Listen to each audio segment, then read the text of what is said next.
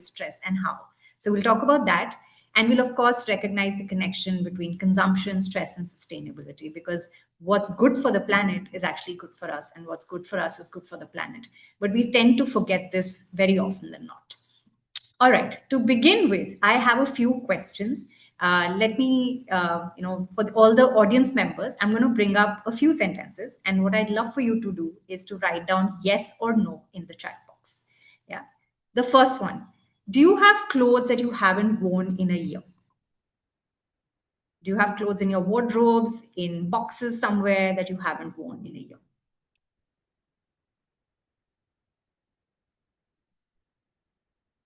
I see a bunch of yeses that have come through.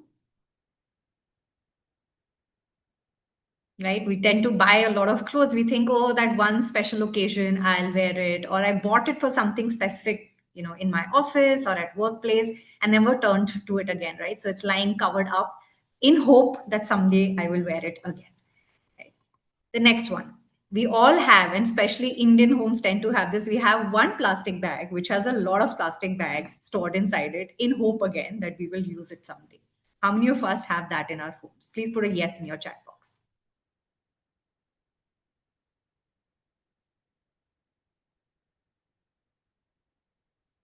Yeah, quite a few of us have that, right? I think literally every household in India definitely has that. A kitchen drawer full of useful someday items, right? We saw this at an exhibition. We went to maybe IKEA. We found something which looked interesting, or we were influenced by somebody on social media using something. We ordered it on some quick commerce app through Amazon, bought it. It's lying wrapped or unwrapped in the kitchen drawer in hope that we will use someday. Maybe a baking item, maybe some sort of an interesting cutter, something of that sort, which we thought we'll use, but really haven't used. Again, I see a lot of yeses in the chat box. Okay, expired food in the fridge. Not judging anyone at all, right? This tends to happen. I mean, we all live with families full, and we want to ensure that there's always food in the fridge for everybody. We tend to overcook at times. We tend to make, extra for everyone. And for some reason, it doesn't get eaten. People have eaten outside and come back home, and that food has lied, in the fridge. Or sometimes we go to very interesting food places, food malls, buy some really interesting sausages and things like that. We bring it back, we put it in our fridge, and then we forget about it because it's not part of our daily diet, right? So anyone who has any kind of expired food lying in the fridge, and like I said, no judgment, but it tends to happen that we buy these things which look interesting, seem that we will cook with that someday, but they just end up getting expired in our fridge. Okay, I'm glad I see a few no's and I see very few yeses. So I'm glad that a lot of people are careful about their food. Old mobile phones at home. I know that a lot of people in my family are guilty of this, that we tend to have old phones, we buy a new one, but we don't discard the old one. We think, oh, we'll give it to the maid didi, or we'll give it to the guard, or some underprivileged person who will end up using it at some point. But if it's no good for us, it's clearly no good for anybody else, right? I'm glad someone's also meant a solution of, has started exchanging them. So really happy that somebody is doing that. If you have those lying in some drawer somewhere, maybe it's time to let go. And the last one, chargers or wires in your house that you don't know what do they belong to. So you bought maybe some electronic item, the electronic item has been passed on, but the wire is still lying around, or maybe old phone chargers, but you don't know which charger belongs to which phone anywhere. Okay, someone mentioned that they threw away all of them recently. I hope you gave them for recycling and really didn't dump it as such. But that's one thing we should all be doing. We should be putting these things for recycling. A lot of people have said yes. So I'm glad that there are a bunch of people who do recognize that this is a challenge at home. Sushant also mentions that he's recycled mobiles and old electronics once through a closest municipality ward. Yeah, I'm glad that you didn't throw them away, Trishant, because this really helps, right? It needs to go back the right way and taken care of. Okay, so we're all guilty of some of these things at some point, right? But why do we keep these things? What is the reason that we keep storing and hoarding things, but we don't let it go? Nostalgia, yes. I'm guilty of it too. I have, cards and letters that have been lying around since, I don't know, some 3 decades of my life. but haven't been able to throw away because of nostalgia, right? So we're all guilty of something or the other like that. Yeah, Shalini's right. Maybe we hope to use this someday. That हाँ कभी ना कभी तो काम आ जाएगा. It will come in use at some point. So let it keep lying. Yeah, nostalgia again. Cards sent by people that we love. But I'm sure there are a lot of other things, right? Like these wires, clothes that we never wear, all of this. We tend to hoard, we tend to store these things, right? It could be out of laziness. It could be, of course, out of nostalgia, like many of you mentioned. It could be, like Shalini mentioned, in hope of a future where we will use it. It could be multiple reasons why we're not letting this go, right? But it's all hoarding in our houses and it is adding to our clutter. And this is what we want to change today. We're going to be talking about minimalism, which isn't about having less. I'm not saying that you deprive yourself of things that you require, but it is about making room for things that matter. And it also is in conjunction and connection with how do we do this in order to reduce our impact on the planet, right? Because every little thing that we use has some amount of impact on the planet. It's extracted from there, it goes back to the soil or water or air in some form, and it impacts that. That is why minimalism is a very important concept, not just for us, but overall for our both physical, mental health, of course, finance, and most importantly, the planet. Let's understand minimalism a little, right? So, like I shared earlier, minimalism is about intentionality. It's not about scarcity. It's not about, oh, I don't, I should be living the life of a hermit. That's not what we're expecting people to do, right? But what we do want is that all of us are very mindful of the purchases that we make. We choose things that are of better quality than of maximizing on quantity. We also need to understand that the greenest product, right, the one which is most environment friendly, is actually what is lying with us. So the next time that you think of buying something, the first thought should be, do I already have this lying somewhere, or do I really need this? Because if it already is with us, then clearly we don't need it, and that in itself reduces our impact on the planet. Buying less is one of the simplest ways of reducing your environmental footprint. I'm sure all of us are aware of that. And living with enough can create more time, more money, more space, less waste, and I'm sure a lot more emotional and mental space for everybody. Right? And that's what minimalism talks about. Okay, I'm going to show you two quick pictures. Let's look at the first one. What does this picture make you feel? Any emotion that comes out when you look at this image?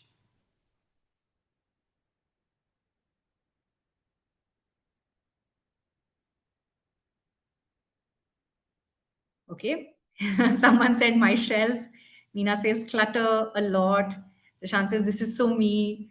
Laziness to clean, vomitish, messy, overcrowded, clutter, messy, heavy, right? Looking at this definitely makes you feel heavy, chaotic, chaos.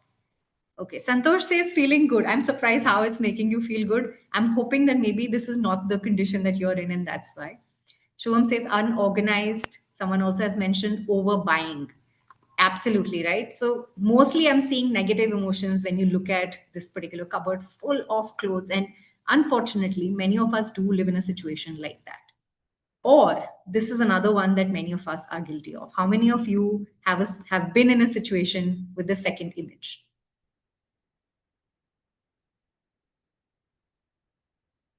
I see some of you have raised your hand as well.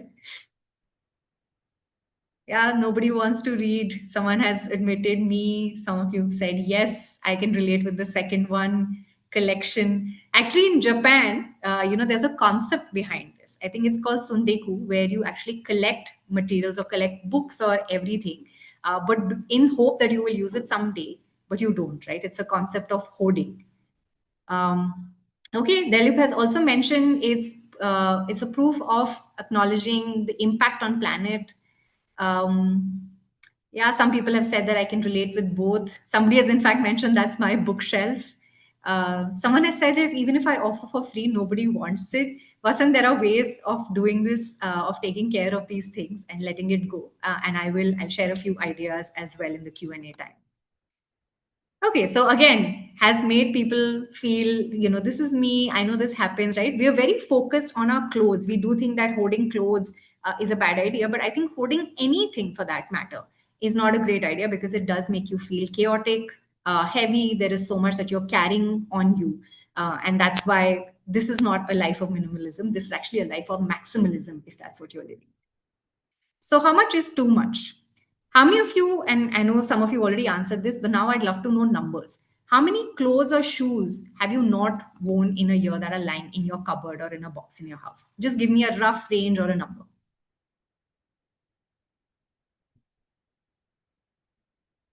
Wow, someone said about 100. Someone said many.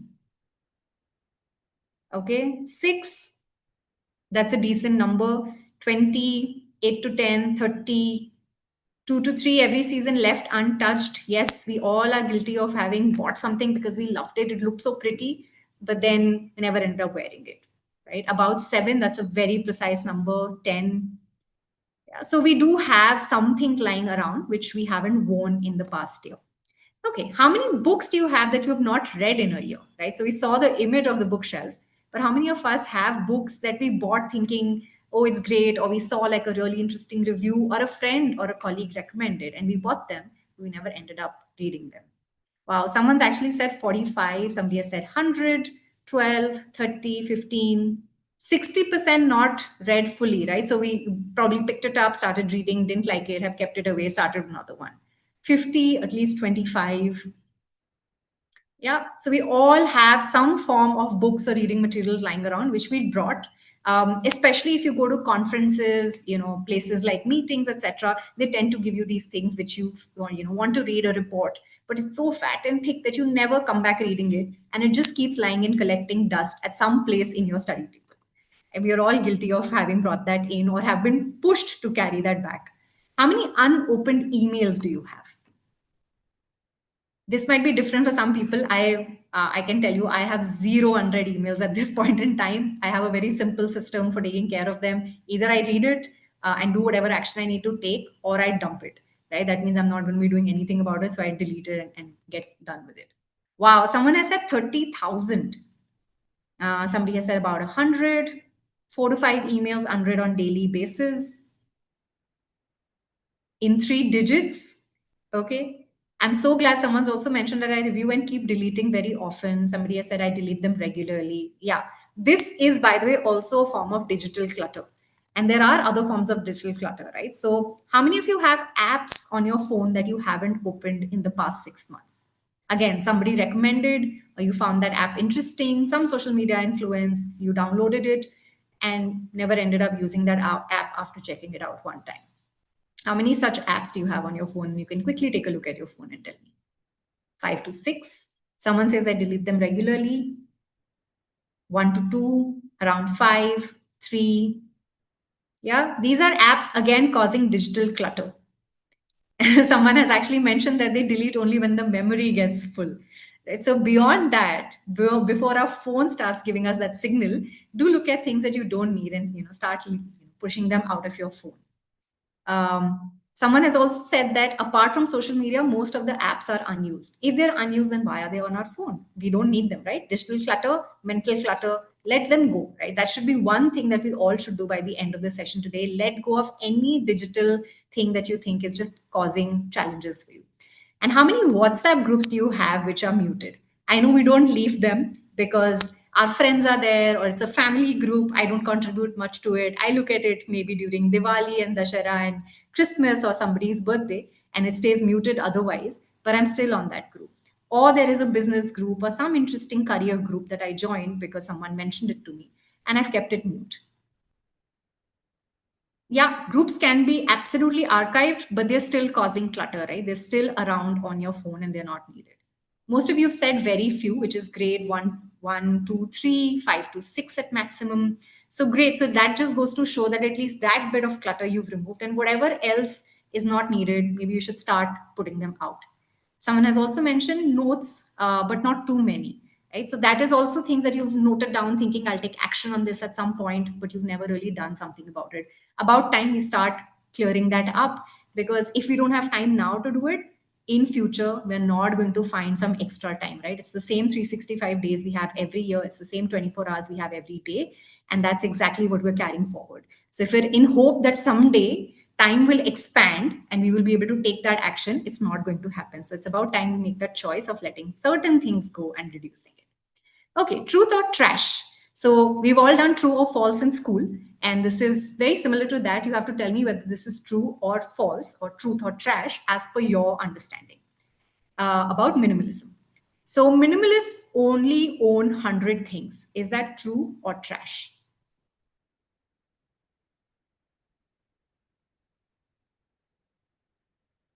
Okay, I see a 50-50%. Some people have said true, some have said trash. Yeah, now I see more of trash. That's absolutely right. It does not mean that you own only 100 things. What it means is you own things that really matter or that you require. It could be more than 100, and that's absolutely fine. As long as they're holding some purpose in your life and they're useful, it's not that you're holding those things to keep them in hope that you will use them in future. The second one, let's see if you can tell me truth or trash. Minimalism is only about decluttering. It's only about pushing things out, throwing them away. Okay, I see a mix. Some people have said no, trash, not really, depends upon need, not requirement. Okay, trash. I'm glad all of you said it's trash. One person has said partially true. Yeah, minimalism is about decluttering, yes, but it's also about the next time you make a purchase, you do it with a lot of thought. And do you really need this? And we will explore that concept of needs, wants, and causing waste in some time. Okay, the next one. You must throw everything away. That's what minimalism says. Like, just throw everything away and maybe buy new, or you don't need anything at all and become a hermit. Trash, yeah. All of you disagree with this. I'm glad that's not what minimalism is about. It doesn't mean they have to throw everything away. Like I said, keep things that hold meaning, that are valuable to you. But whatever else is just causing clutter, causing unnecessary, taking up unnecessary space in your life or in your mind, that's what needs to let go. Digital clutter affects stress. Truth or trash? Yes, true, true, true, true. Absolutely. The more we are spread in digital space, right? The more we have more of it, the more we feel, oh my God, I have so much to do. Even if you're leaving those emails unread, thinking, oh, this is not important, I can ignore it. It is going to cause clutter at the back of your mind, and that's something that you're going to keep carrying. And that's why letting that go is important. So if you have emails today, especially people who have 30,000 emails, or a bunch of emails in 3 digits, etc., please make it a point to go back and just select all and delete them. If you've not read them so far, that means they did not hold value for you so far. Just let it all go. It's not needed. Experiences always make us happier than possessions. Truth or trash? Okay, a lot of you have said true. In fact, everybody is saying yes, true or truth. Absolutely right. And that's what we need to do. We all need to understand, our forefathers or our grandparents came from a generation that, especially in a country like India, was post partition. They had to work hard. A lot of them had to rebuild. The economy was not in a great state. So they worked really hard to rebuild a lot of things. And that's why they were very stuck to material possessions. And it's what got built into the DNA of maybe our parents' generation. But with us, because we come, a lot of us, not everybody, a lot of us come from privileged spaces. We do have the choices of saying no to certain things and saying, I don't need this, I don't want this. And we are lucky enough to be able to, create experiences for ourselves, travel, experience food and culture of various countries. And I think just those moments, spending time with family and our loved ones, adds a lot more value to us emotionally, socially, mentally, physically as well, right? And that's adds more perspective to us compared to buying possessions, buying maybe a new t-shirt, a pair of new shoes, or even a book. So I think that definitely, as all of you have agreed, adds more value to our lives overall and makes us a lot more happier. So what's the cost of this clutter? And I've sort of hinted upon this, right? When we collect a lot of clutter, when we hoard a lot of things, what do you think in our lives is getting impacted? What is it? What is the impact of collecting all this clutter?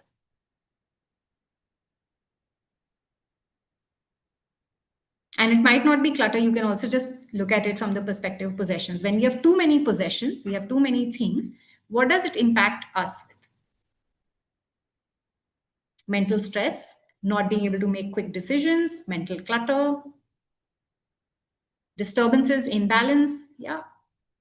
heavy feeling, time, money, people management, unnecessary use of resources, space and stress. Absolutely, right? All of these things get impacted. Most importantly, money. We're all working hard to make money, to save money. When we are buying things that don't hold value, we're just causing clutter, using up our money, wasting it basically for creating more waste. Time. So someone rightly said more time for decision making. You're not able to move forward with things, and of course, your time is getting wasted in that. Mental energy. Many of you said stress. How it impacts you emotionally. The heavy feeling that you have definitely makes a huge impact. And of course, very importantly, environment, right? Somebody said unnecessary use of resources or lack of space. Yes, it's absolutely taking away all of that. I see other responses as well. The garbage collector always has a grand load. Yeah, and it's not his choice, right? We've unfortunately put that on him. He could have been doing another job, doing something else, but we've caused that waste, unfortunately, for him to take forward. Vasant has also mentioned eye strain. Yeah, I'd love for you to explain that a little more in the chat box. But yeah, it's sore for the eyes. If too much, we saw those two images and the feeling that those two images left us with, right? So that's the cost of clutter that we're bearing every single day when we're holding it on. So if I had to ask you, if life had an inventory, what are the important things in our life? This is what it would be, right? There would be possessions, things that we own, time, relationships, even digital possessions. So we know WhatsApp, emails, social media, our work, our mental space or mind space, money, commitments, right? This is all that our life consists of overall. If you could make a choice of what should you own less of or what should you own more of, what would you choose? Out of these, what would you want more of and what would you want less of? And I'm going to give everyone 30 seconds to put that in the chat box. Less possessions? Do you want less work or more work? I'm hoping it means less work. More time, less commitments. Less digital clutter, more mind space, less money. Less money, really? More money? So for someone it's less money, for someone it's more money. Okay. Less commitments. Okay. Someone has mentioned commitments. You want less of those or more of those?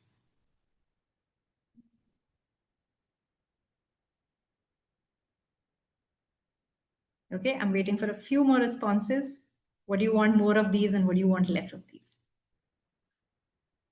And mind you, this depends on every individual.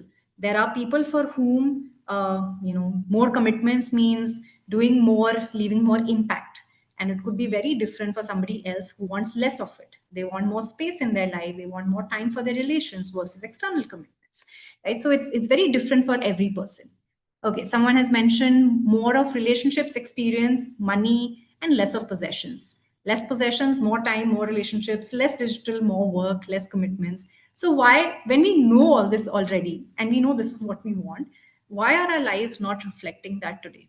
This is something that we all need to control, right? This is exactly what we need to do. If we are in control of all of these things and we know that this is what we require and this is what I don't require, all our decisions will start becoming in conjunction with this, right? So that's what minimalism talks about when it comes to consumption. This is consumption is not just an activity, it has become a mindset that governs how we relate to each other, to ourselves, and to the world. So anytime you're picking up a book that you're buying, it is a mindset, right, that is pushing you to pick it up. So you have the choice of whether you want to buy that book or do you want to hold yourself and say, hey, I already have those 45, 50, 100 books that I haven't read lying at home. Let me finish those and then maybe come back to seeing if I want to buy that. And that is something you're precisely in control of. When you start looking at things differently when you're buying them and when you're bringing them into your life, whether it is a relationship, whether it is a physical possession, whether it is a commitment with somebody, when you start looking at them differently, your choices and your decisions will flow very differently. And that will help you make a better connection with your consumption. So do I really need this? Or can I choose to not have this at all? Can I live without this? And I'll tell you two hacks about this as well later in the session.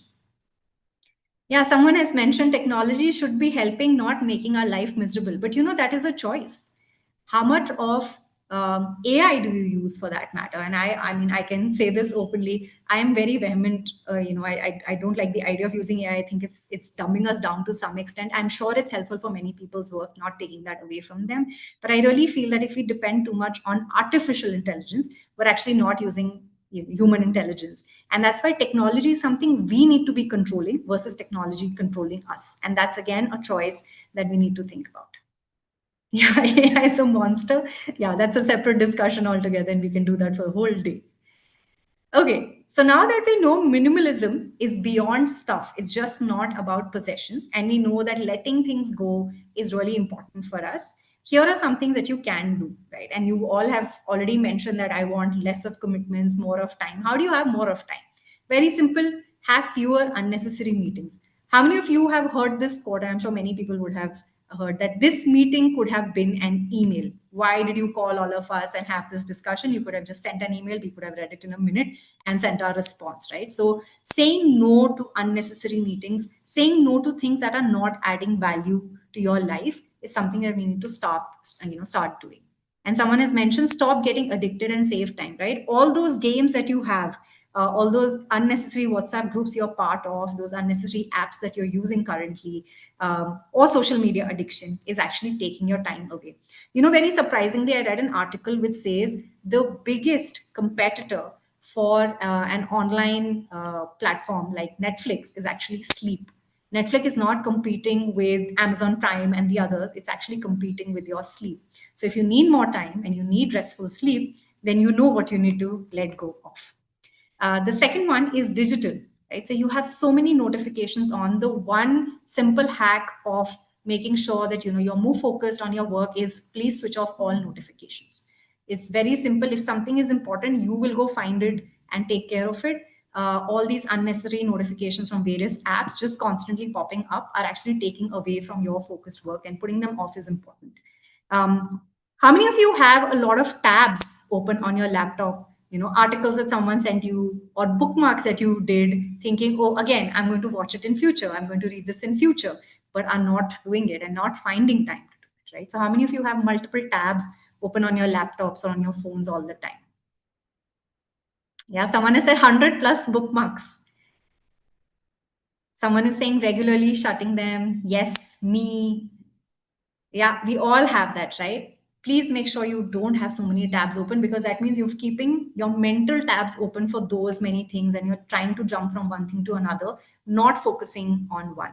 I'm also glad to see that someone has mentioned no tabs at all, right? Which is great. So that means you're very focused that I am doing this one thing right now. Everything else, I'm not going to be looking at. And that is what takes off the digital clutter. Finance, needs versus wants, we'll discuss that in a minute.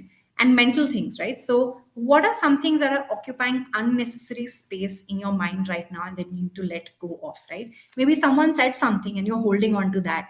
That is also causing you stress. Maybe that conversation with a friend or a family member that you're holding off, that is also causing you stress and is adding to possessions, but mental possessions. So you need to let that go as well. All of this, while we connect with emotionally, let's look at things, when it comes to physical stuff or possessions. Why do we buy more than we need? What do you think is the cause for that? And I'll share the answer in a minute, but I would love to hear from people. Why do you think we end up buying more than we require? I require one pair of shoes, maybe sport shoes to walk around, to go and play, but I have three pairs of shoes. Why? Okay, instant gratification, dopamine hits that comes from novelty, to feel secure, to feel emotionally strong. At times it is greeds, and someone has said, say sale. Yes, people who don't create their life, yeah, may not get the same later, or today there is an offer going on, a deal going on, thinking it might be useful in future, validation from others, we follow trends, peer pressure, affordability. There was a time when I was a student, I couldn't afford it. Today I can, so let me make sure I buy it. To fulfill something that's lacking within, right? We all have a void that we feel we can fill up by buying more things. Impulsive buying, FOMO, absolutely. You all have answered the same things, right, that I had put down. Very simply, sale, deals, 50% off. The minute you see something is for 499 and not 500, there is an attraction to buy that thing, right? Convenience. I have access to an app. I can quickly order it. Let me not go to the store nearby, really choose what is of good quality. I'm getting something really cheap on an app. Let me buy it, let it come home in my own convenience and time. And that's why I end up buying more than I require, right? Because there's a deal that popped up that said if you buy X and you buy Y with it, there'll be like a 100 rupee discount. Yeah. Retail therapy. A lot of us, like someone said, want that gratification, have this void. When we think we buy things, they complete us, they make us feel better. But how long does that feeling really last? Right? Maybe for a few hours after you bought something, but it's going to end up being clutter later for you. And it's not really going to add much value, except for that few minutes or maybe few hours for you. FOMO, like someone said, right? My friend has it. I see social media influencers sharing it. There's a social comparison. X person has this. Why do I not have this? Right? I remember this one very recent trend that picked up.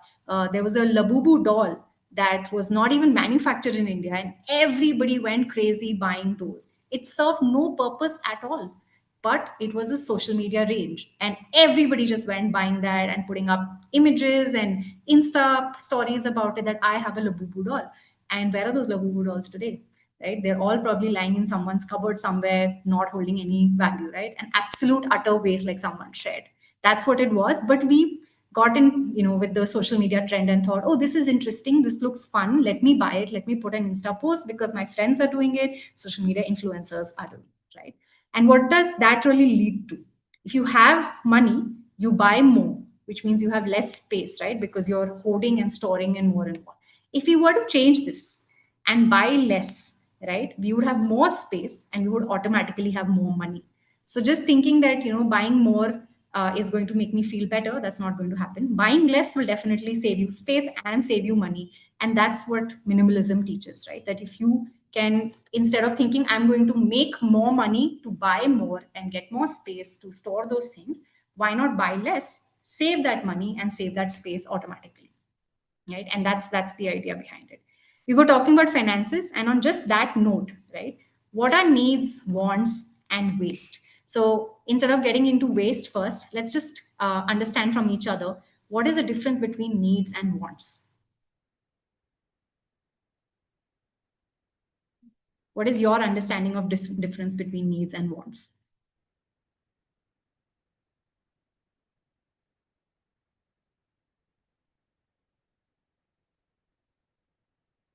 I've shown an example on the screen as well. Need is food and water, but requirement is jet and mansion. Okay. Need is minimum stuff that I require, but that's luxury. Need is necessary, want is luxury. Need is compulsory, want is optional.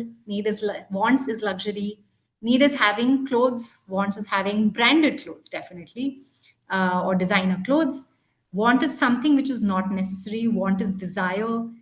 Need is necessity without which we cannot live, but want is luxury. Needs are essential, wants are our personal ambitions. Need is food, want is not food but junk. Needs are must, right? So we all understand this concept very well.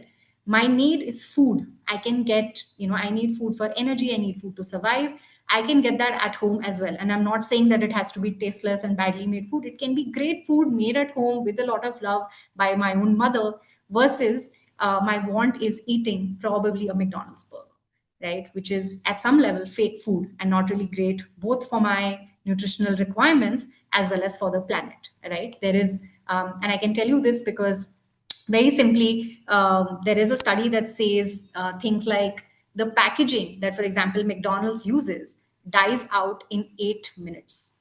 So for something that took probably months to manufacture and reach you, its purpose and use just gets done in 8 minutes. Versus if I were to eat at home, I wouldn't even create that waste and my need for food will get fulfilled, right? So that's the difference between need, want, and waste. What I would love for you to do now is tell me, and this could be different again for different people, which one of these is a need, which one is a want, and which one do you think is actually waste, right? So, coffee machine, is it a need, want, or waste?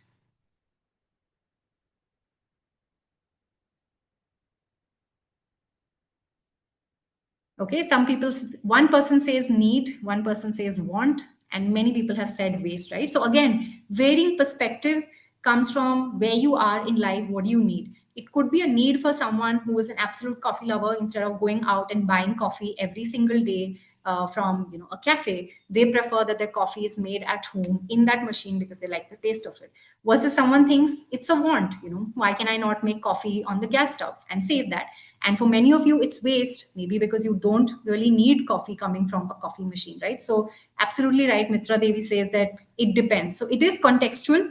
And that's why we need to decide what is a need for us, what is a want for us, and what will lead to waste. The next one, streaming subscriptions. Netflix, Amazon, Z5, Geo Hotstar, all these streaming subscriptions. Are they a need? Are they a want? Or are they a waste? Yeah, most people have said not necessary, it's a want, or it's a waste, right? When we are aware of this, why do we still have 10 of these subscriptions on our TVs every day? Why are we still binge watching instead of spending time probably with our family or out in nature? Once in a while for relaxation, yes. But yeah, multiple subscriptions, as someone has shared, are a waste, right? So pick and choose. If you really think this is a want, I do need that entertainment and I'm not going to get this from somewhere else, then fine, maybe it's a need for you. I'm not denying that. But you have to be very mindful of how much of it is needed, right? Is this going to take away your time from other things that are important in your life? Then, of course, it's causing waste in your life as well. Okay, new phone every year. Need, want, or waste? Someone has said absolute waste, right? Yeah. Our phones have unfortunately built in obsolescence. They will die after a point, but you can always get them repaired. You can buy a refurbished phone.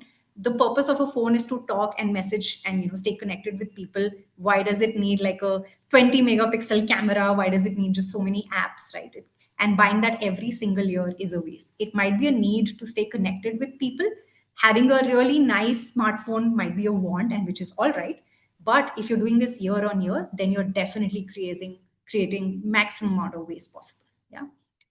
Clothes shopping bag. Need, want, or waste. I really want to know this one because it's tricky. Okay, a lot of people have said need. A couple of people have said waste. Again, somebody has said depends. Yeah. Having a cloth bag is also a need because that reduces your requirement for, say, taking plastic bags or multiple other paper bags, right? So it is a need. But if you're going to have 50 of those, then it's becoming a want, which is then leading to a waste, right? So having a few that will actually help you with ensuring that you're not using plastic bags or paper bags is great because it helps with fulfilling that need, that requirement. But too many, not so great, right? Okay, air fryer. Someone has already said it's a want. Okay, I see a bunch of people have said waste or a want, right? I mean, I'm sure you were living very happily without air fryers as well. And we can cook healthy without air fryers as well. So it's not necessary in our lives, definitely not a need. Can be a want, but of course, could lead to waste eventually if you're not, again, one of those things that you're buying and keeping in your kitchen but not using them because you got influenced by somebody who said you want to eat fit and healthy food with less oil, buy an air fryer, right? And advertisements are great at doing that with us. A third pair of sunglasses.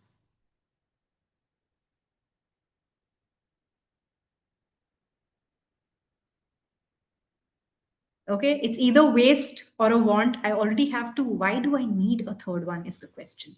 Do I not have enough already? Right, and that's when clutter starts getting created in our home. So definitely waste. Fast fashion top, things made of polyester, nylon. Are these need, want, or waste?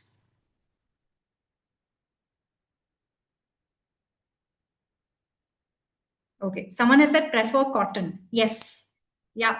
This is where I wanted to bring up the idea of buying things of better quality. I'm not saying don't buy clothes, but buy what you really need and buy of better quality versus thinking, oh, I'm going to buy five tops for 500 rupees because they're made up of polyester.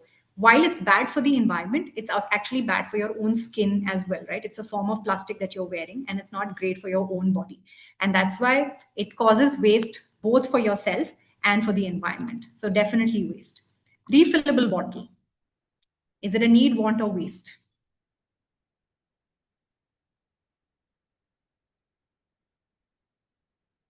Need, absolutely, right? We all should have our own water bottles to drink water out of instead of consuming the plastic water bottles that we're constantly buying and then dumping. So, definitely a need. Maybe a bamboo one or a really smart one, or one of those cups that became very popular a few months back, or all of that is a want, while a bottle in itself is a need. And when you buy too many of those, then it causes waste.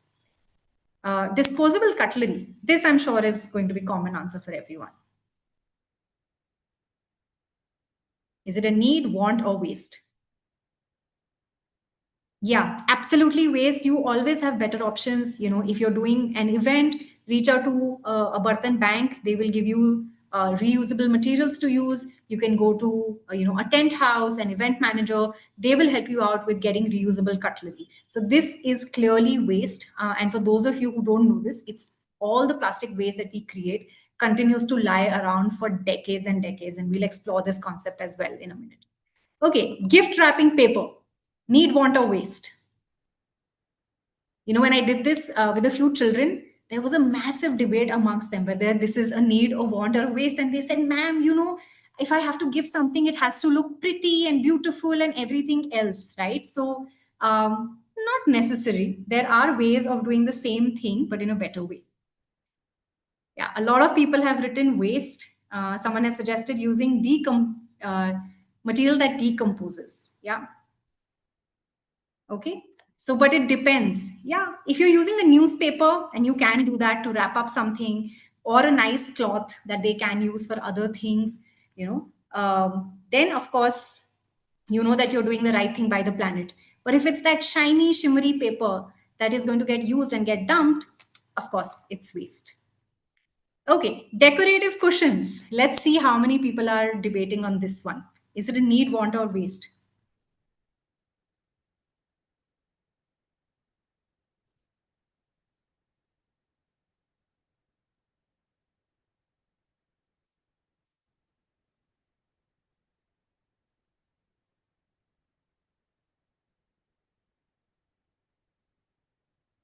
Okay, a lot of people have said want, couple of people have said waste. Okay, so we know that it's definitely not a need. Maybe having cushions and pillows is a need, right, for your own back or neck or whatever, sleeping better. But a decorative one, maybe not so much, right? So the next time you're buying something that's really expensive, think it through. Let's look at the next one. Repair kit.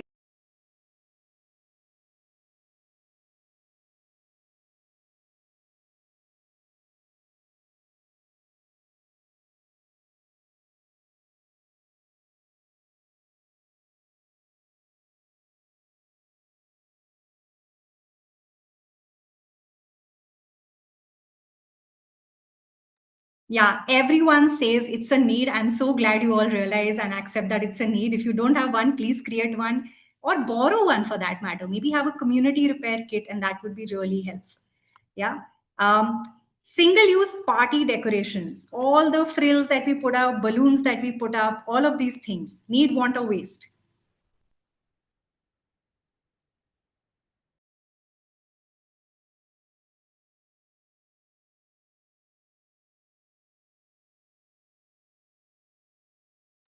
Wow, I'm so glad all of you are really, really smart about this. It is waste, right? It is something that we will use once, but will end up being on the planet forever. Definitely waste, and we can do without it. By the way, there are now a lot of organizations that provide reusable decorative items for events and parties. Reach out to those, they will help you do it, and they will take everything back. If you still have to use materials, maybe use natural flowers or plants, that you can dispose of in the right way or compost in the right way and process in the right way later. Okay, and the last one, tea or a coffee in a disposable cup.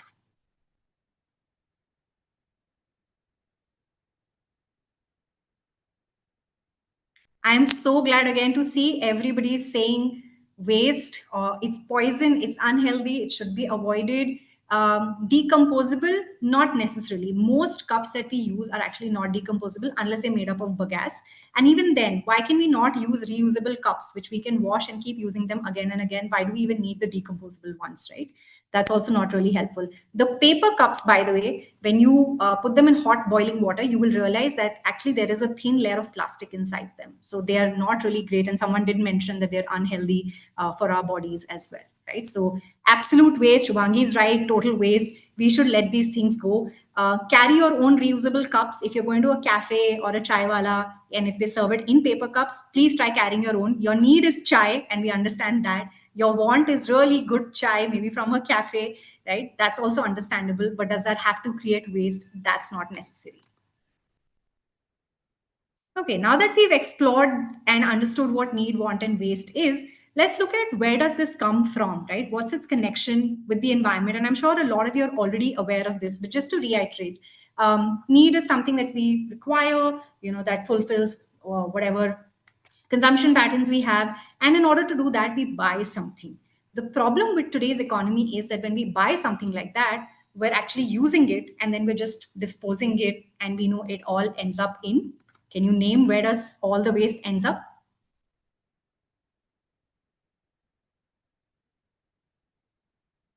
Landfills, yeah, where else? Oceans, dump yards, exactly. All of our waste is going to end up either in land, in water, or in some form, if it gets burnt, then in the air. So that's what's going to happen to it. Today, we don't have enough circular economy models where we will reuse that material in creating more material, ensuring that it doesn't end up impacting the environment. And that's why minimalism is connected with also being sustainable, using things that can go on and on forever instead of buying something, using it till we need it, dumping it, and disposing it in a way where it ends up in one part of the environment and then it comes back to bite us, right? So quick question on that. Do you know that all of the plastic that we've disposed of till date has actually now started entering back into our lives, and not just through water and air and land, but it's actually now become part of our bodies. So do you know what all human body parts have we found plastics in?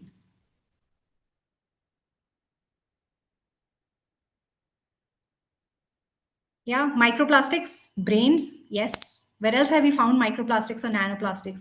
We found them in babies, we found it in lungs, in fetus, in breast milk, in umbilical cord, in blood, right? It's found literally in most human body parts. So we thought that we're disposing this and it's going to go away, but it's actually now come back into our own bodies and it's impacting our own health. So if we thought that, this is outside us, living a minimalistic life is, oh no, it's not really that cool and it's not going to impact me, it doesn't make a difference to me. I have the money, I can buy whatever I want to. Well, not really. It is going to come back and bite every one of us, irrespective what caste, color, creed, background, socioeconomic space, or privilege that we come from. It's all going to come back and impact every human in the way it is already impacting us, right? So we need to be very, very mindful of that as well, that it's just not about the planet, but our health as well, right? And all of these things that we purchase, of course, have an environmental cost, as I shared. When you buy a pair of jeans or a smartphone, very simply, we're extracting resources, as someone had mentioned earlier. We're using water, we're releasing carbon emissions, we're creating waste. So there is a massive environmental cost of every single thing that we have. Even the food that we eat, right, is not without this environmental cost. Vasant has asked a question actually. Can you tell me if smoking is a need or a requirement or a want or waste? Why don't you answer that for us actually? Right? Because this is very, very individual choice that we're making. Can everyone actually on the call answer this for Vasant? Do you think smoking is a need, a want, or a waste? Okay, we have one response that says waste. A lot of people, in fact, have now started saying it's waste, right? So that it's waste, it should be easier to let go of. Okay, yeah, it's not good for the environment. I absolutely agree and concur with that, right? So just as smoking is not great, there are a lot of other things that are not great for the environment and take a long time to decompose or get disposed of, right? So how many years do you think a coffee cup takes for completely vanishing or disintegrating and becoming part of the soil? How many years do you think it takes?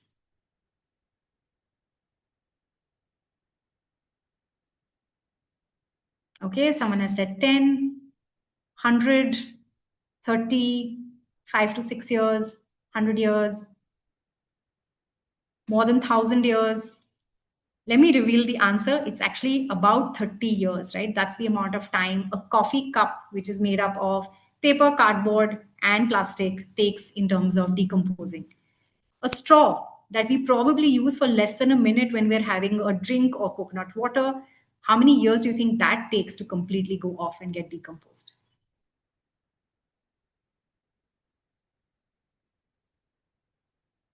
Okay, someone says never, 30 years.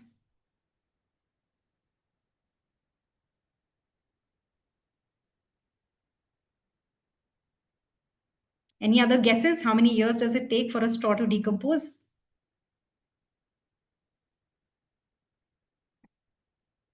200? 100 years? Okay, let me reveal the answer. It's actually 200 years. A pair of jeans, how long do you think that takes?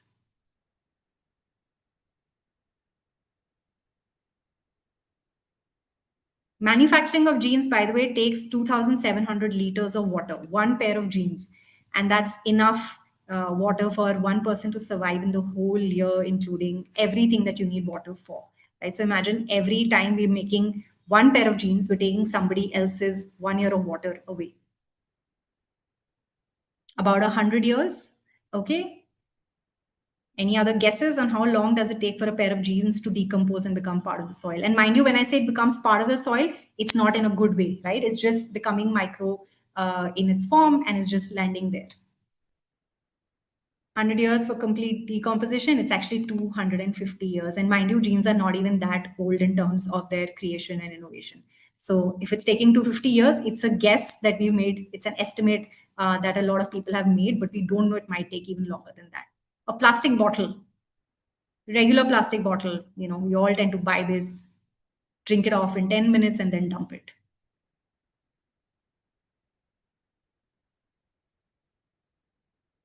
50? Okay.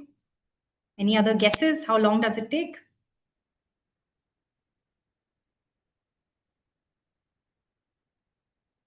200?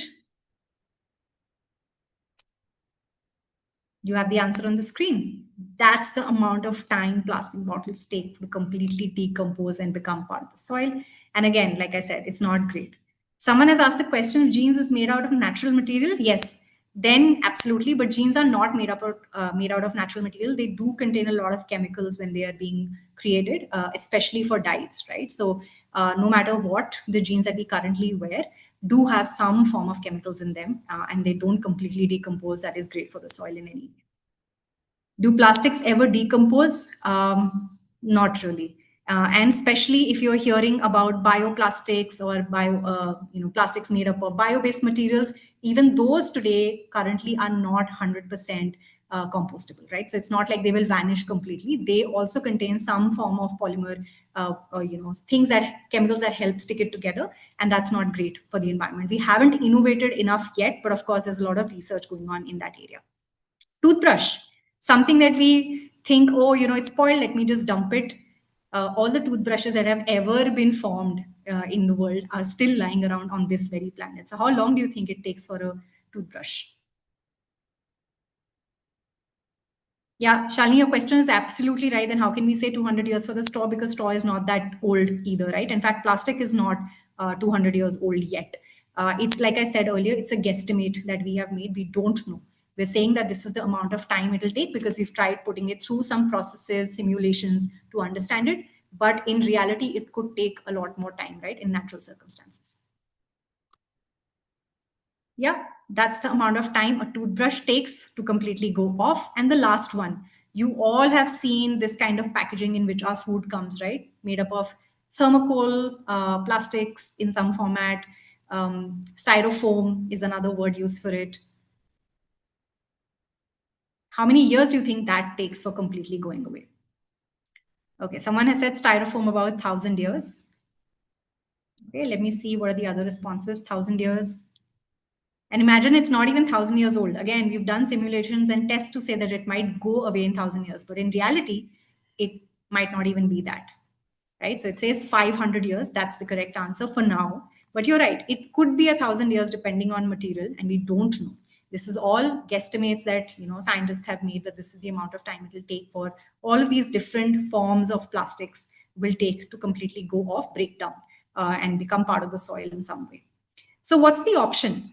How do we break this cycle, right? Very simply, there's a concept of circular economy that says that the one way to break the cycle is by refusing things. Whatever you don't know, whatever you don't need, you know that it's a want and you know it will create waste later, refuse it. Say an absolute no to it.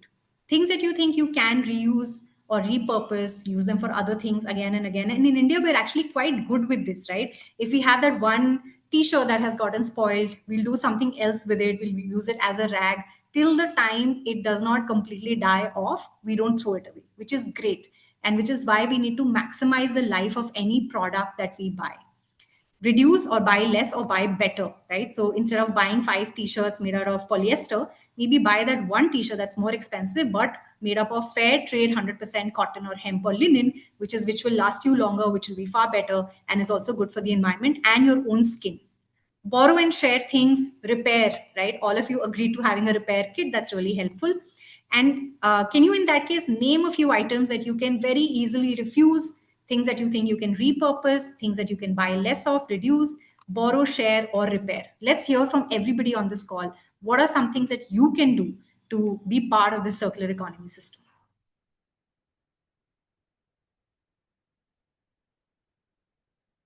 I love the fact that someone has also said return, right? Things that you don't need, you return. However, you need to be very mindful of this as well, right? While it's a great thing that whatever is unnecessary for you, you can give it back, especially plastic packaging, right? But you have to be careful as to when you return something, is it going to be disposed of rightfully by whomever you're returning it to?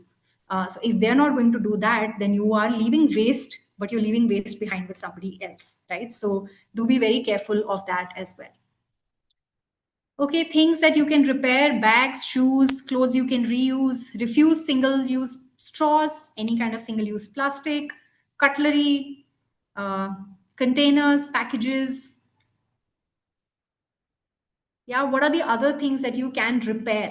Very simply, if you can tell me some things that you can repair, things that are lying around, in fact, around you, that someone has said, oh, ye to kharab ho gaya hai. This is spoiled, dump it, buy a new one, you'll get it cheaper. But you're choosing not to, you're holding on to it, right? You're hoarding it because you think it needs repair. Mixer, heater, mobile, washing machine, television, yeah, if these things are repairable, please find someone to do it. You have a lot of apps, in fact, now that send people home to fix these things, right? Urban Company being one of them. Electrical appliances, shoes. Cobblers still exist in India. We're one of the few countries who have these services where you can actually take your shoes, take your bags, and get them fixed. So please do that instead of dumping and thinking, oh, I can get a cheaper bag for 500 rupees. So why should I make the effort of getting this repaired? The longer you keep something out of the landfill, the better it is. Anything which is made up of leather material can be fixed. Buckets, umbrellas, yeah, any guy who fixes your bags can also fix your umbrella.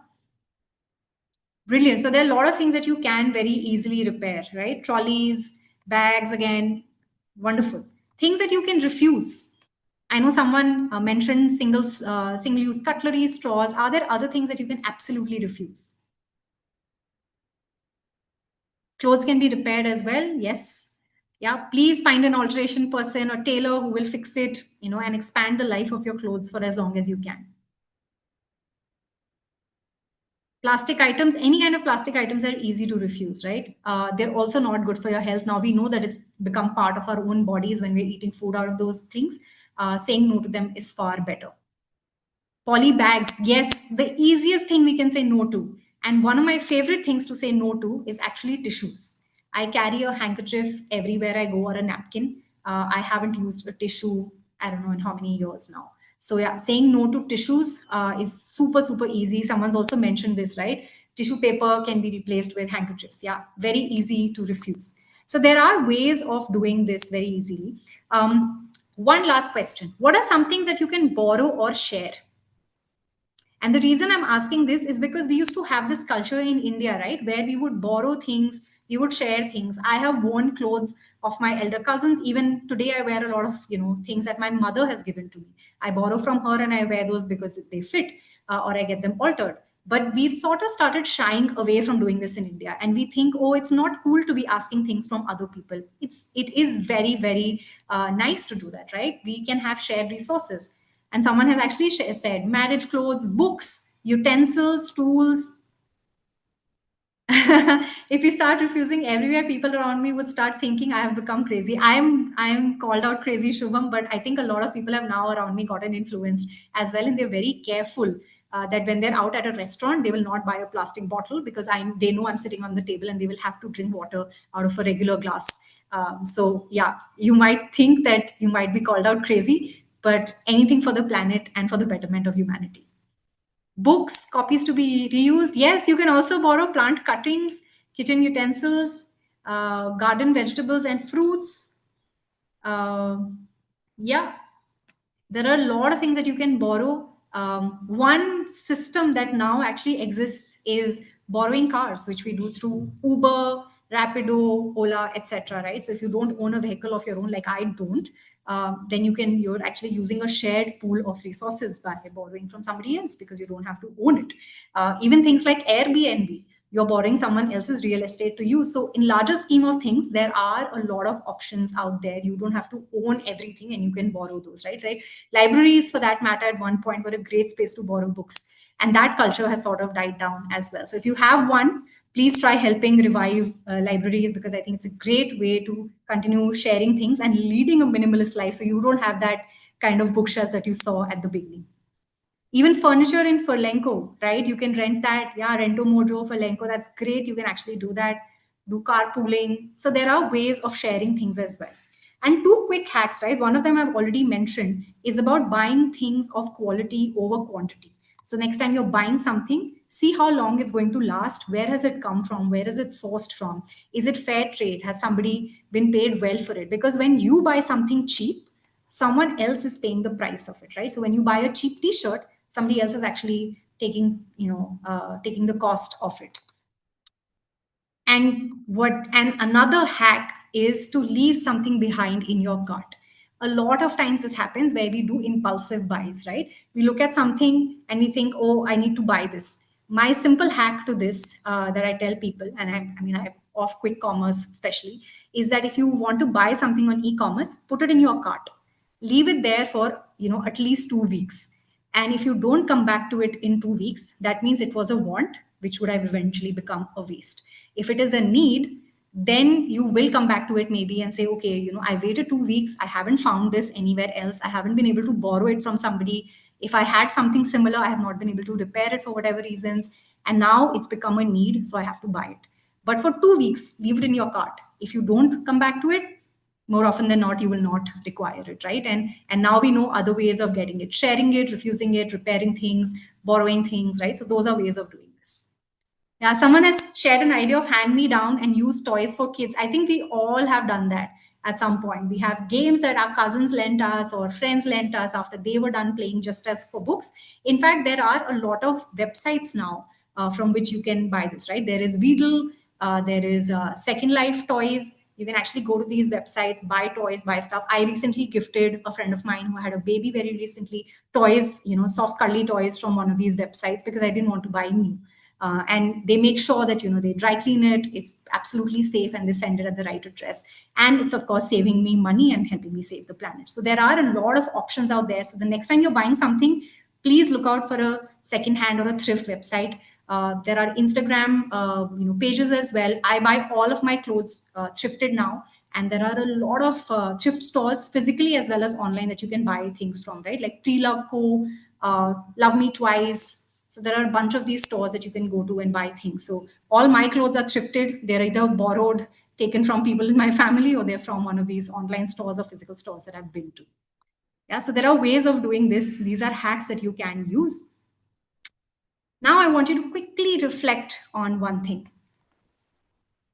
I want you to think, and you don't have to answer this in the chat box if you don't want to, right? What is it that you have enough of? What is it that you want less of in your life today? What do you want to spend more time on? And the next time, what are things that you won't buy?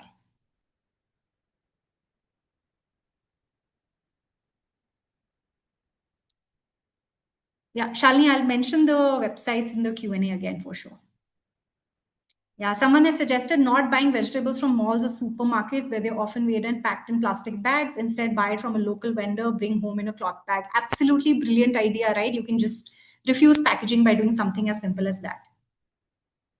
Mitra has mentioned that she wants to spend more time in nature and in living life. Okay. Some things you want to spend more time on, some things you will not buy the next time around.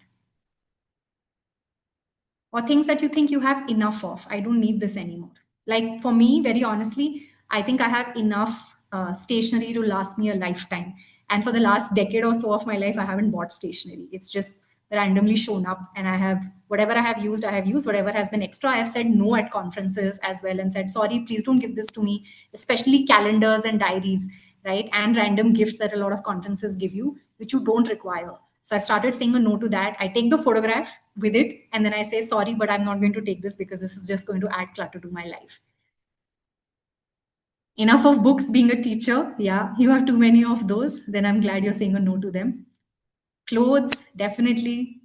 Yeah, what are other things that you can absolutely not buy off or you think you have enough of?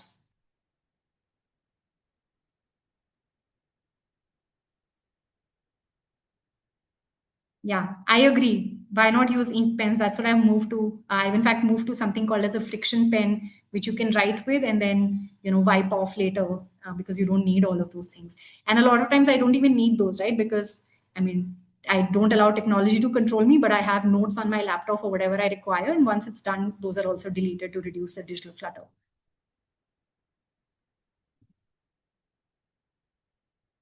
Yeah, I'll answer that, Basant, in some time. Avoid ordering food online because it's unhealthy and comes in unnecessary packaging. Have enough of crockery, less of slippers. Spend more time with grandkids, nephews, and nieces. Won't, oh wow, okay. Won't buy imitation jewelry. Okay, wonderful. Awesome. So we all have some of these things, right? I want you to take a screenshot of this if you can and keep this something that you will think about at some point today when you're sitting alone so that you know that these are things that will help you lead a better, a more fulfilling, and a minimalistic life, right? If you have enough of certain things, instead of buying more, let it go. See what are some things that you don't want around you anymore and that are causing you, stress in multiple forms that some of you shared.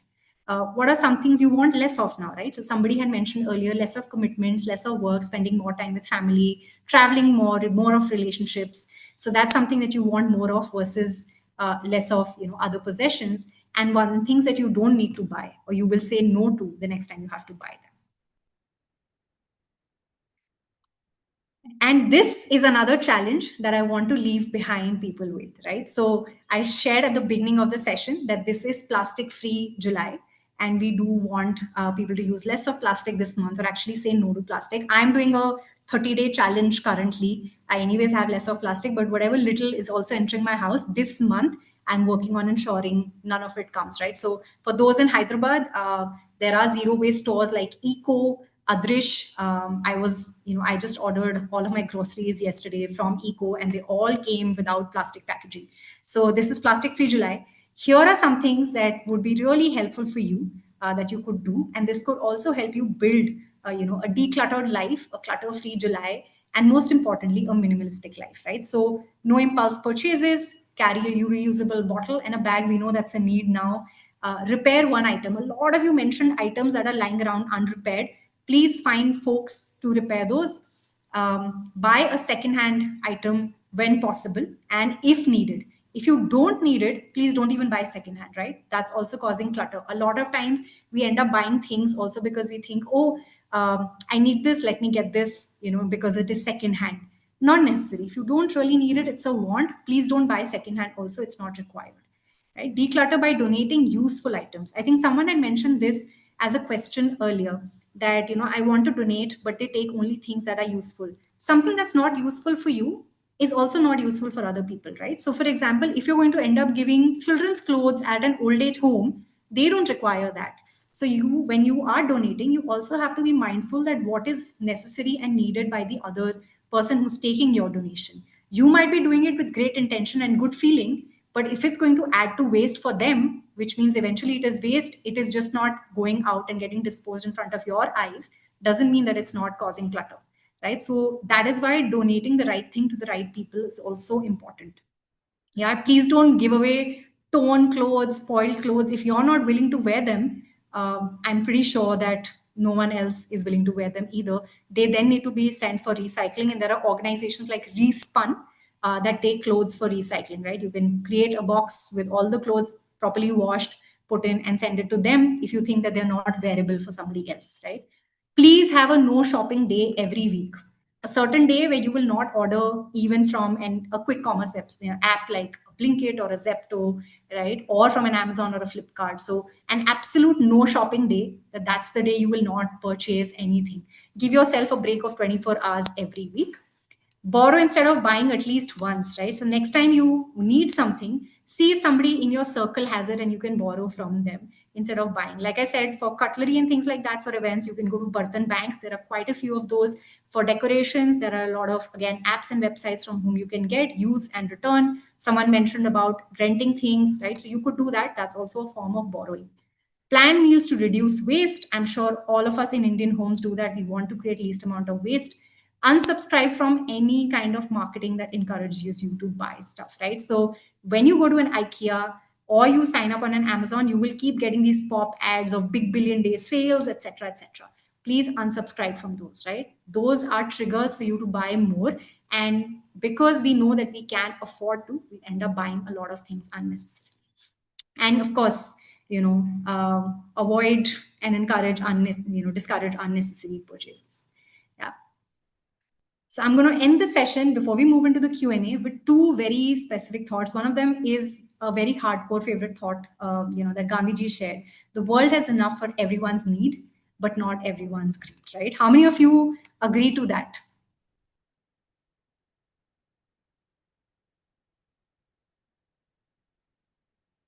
Yeah, yes, agree 100%, right? Absolutely. There is enough. In fact, unfortunately, every year there is now a concept of Earth Overshoot Day. This is the day where we have used all the possible resources that we can for that year.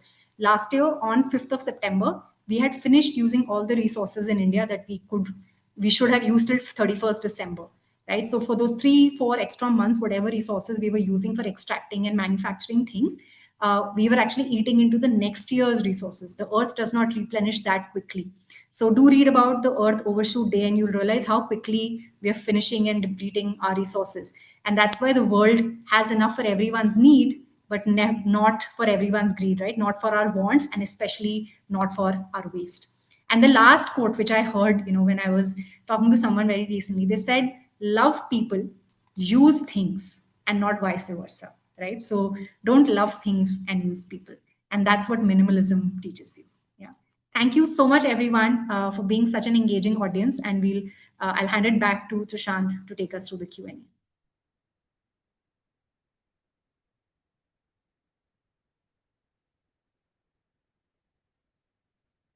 Before we move on to the Q&A, I'd like to take just 30 seconds of all of your time for a quick poll. This will help us get to know you better, tailor future topics that we bring to you. A big thank you to everyone here today. First, I'd like to extend my thanks to Ritika Chawla. I mean, I'm always a fan of her workshops, her presentations. She is passionate about, you are passionate about what you do.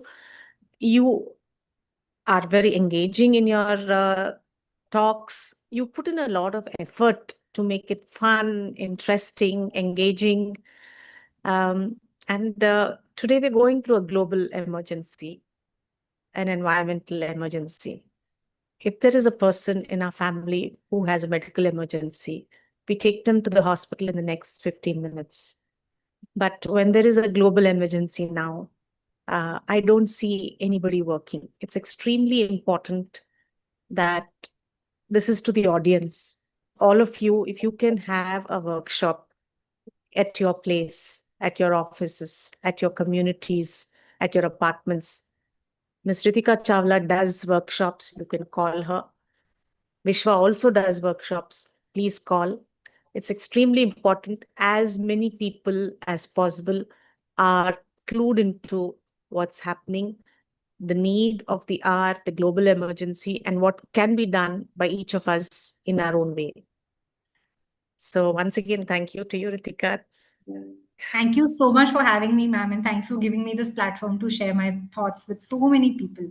And thank you to the audience. I think the fact that all of you are so aware and were engaging with this so openly and being vulnerable as well in sharing, things that you're making mistakes of.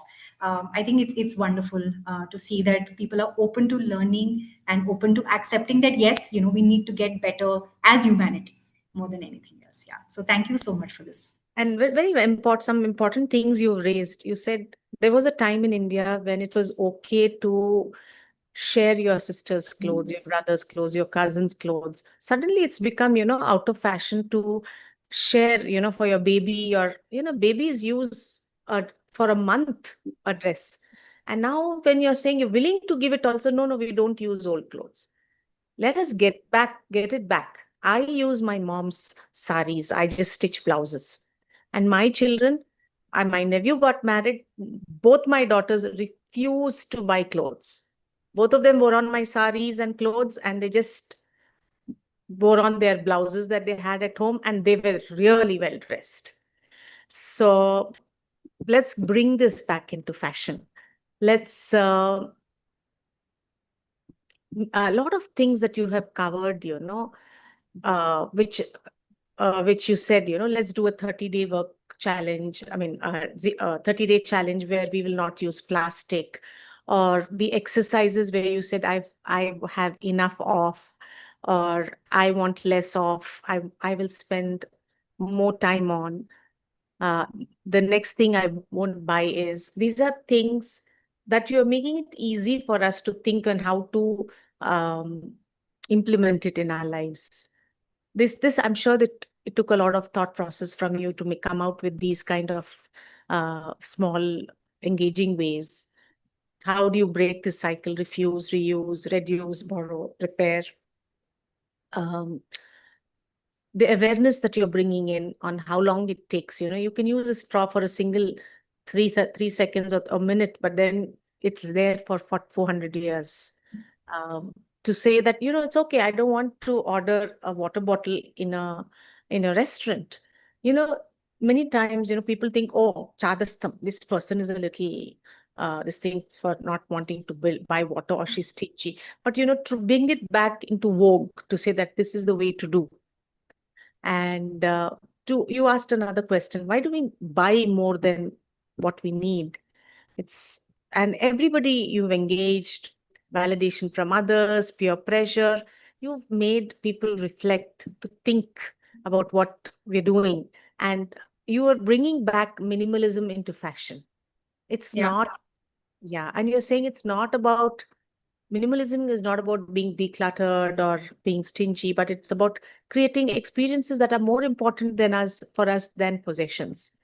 So I really love the way you've covered the whole gambit of stuff, which is very much needed at this hour.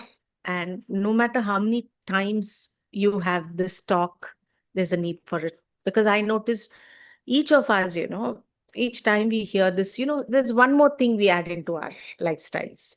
So I think every participant should share this with everybody in their lives. Yeah, with this, I'll just go quickly on the upcoming talks. Um, Yoga Beyond Flexibility. Learn how yoga supports mind, body, and heart health. The speaker is Bharat Ram Sonakula, yoga therapist. This is on 11th July, 11 a.m. to 12 p.m. I request that all the participants share this with your friends and family, because most of the time the Instagram or the Facebook gets blocked, even on ridiculously simple things. I'm not sure why. So please do share. Similarly, there's another talk, From Zero Tigers to a Global Conservation Miracle. Discover the story behind Panna's remarkable tiger revival. R. Srinivas Murthy, former field director, Panna Tiger Reserve, wildlife conservationist, IFS retired. Date is 18th July, 11 a.m. to 12 p.m. Yeah, with this, we'll move on to our Q&As. Mr. Shmuel, would you like to ask your question? Unmute yourself and ask your question. Yeah, I unmuted myself and very interesting presentation. And I too very interested in the subject of minimalism in our life. And I want to ask you a question.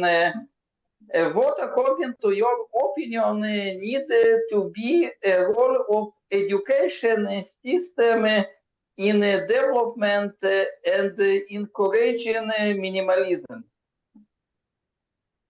Sorry, I didn't catch the question. Can you repeat the question, please? Yeah, of course. I asked how education system can support encouraging and development minimalism. How education system can bring awareness and development of minimalism? Yeah. Okay, cool, got that. I think currently, if you ask me, are we doing this in formal education systems? Not really, right? What we are teaching children at young ages is to share things, right? A value of sharing, for example. We do teach them the values of protecting nature, protecting the environment. But once we grow up and we become adults, one is we forget that. Two, the challenge is that the system around us is not supporting all of these things, right? It has to be an individual's efforts that have to reach there. There is no and generally because of peer pressure and the social systems that we exist in, it is not encouraging of minimalism at this point in time. So it's very individualistic choice that we have to make. Is the education system propagating it? Not really. What it does propagate, however, is a lot of values towards minimalism.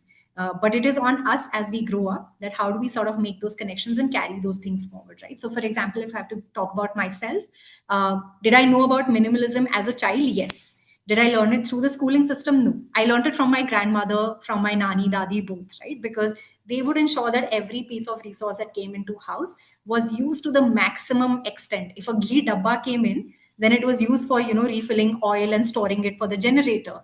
If there was a piece of cloth that came in, then it was used for everything possible, to the extent that I know that old torn saris were converted into rags for cleaning the kitchen and dusting the house. So these are things that I've grown up seeing and being observant about. I learned it, I think, more from them versus learning it at school. But school did teach me that protecting the environment, taking care of nature is important because we are one amongst that, right? And so for me personally, it was a combination of both of these things that led to leading a life of minimalism. But I don't know if is the education system really propagating this a lot?